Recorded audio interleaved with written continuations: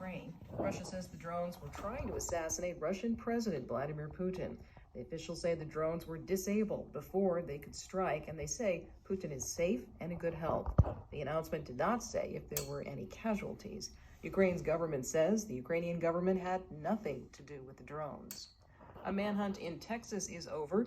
NPR's Giles Snyder tells us authorities have caught the suspect wanted in connection with the fatal shootings of 5 of his neighbors. Authorities have been searching for 38-year-old Francisco Oropeza since Friday night when he carried out the shooting inside a neighbor's home in the small San Jacinto County town of Cleveland. Jimmy Paul, the assistant special agent in charge of the FBI's Houston field office, says the manhunt ended late Tuesday after a call came into the FBI's tip line. We received the tip at 5:15 p.m. and the arrest was made at 6:30 p.m. Officials say Oropeza was found in neighboring Montgomery County, hiding under laundry in the closet of a home in the town of Cut and Shoot.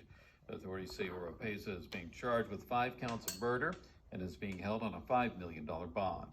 Giles Snyder, NPR News. Meanwhile, Texas law enforcement officers held another press conference this morning. They say they have made more arrests in the shooting case, but they declined to give any details.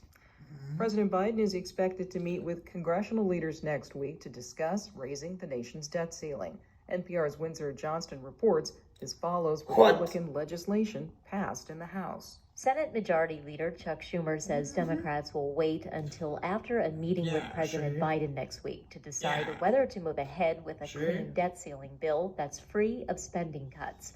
Congressional Republicans, including Senate Minority Leader Mitch McConnell, say Biden has a choice between accepting a bill passed by the House last week or negotiating with House Speaker Kevin McCarthy. The GOP measure proposes major cuts in government spending, including food assistance programs and slashes to the Department of Veterans Affairs. The White House once again warned that lifting the borrowing limit is non-negotiable, but said Democrats are open to a separate discussion about the budget. Windsor Johnston, NPR News, Washington. The Writers Guild of America is continuing its strike against Hollywood studios.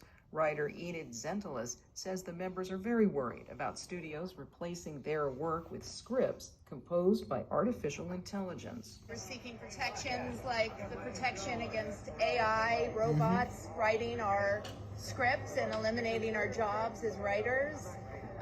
Fair pay, the idea that we get residuals for our programming on streamers. It's not clear when the next contract negotiations will be scheduled. You're listening to NPR News.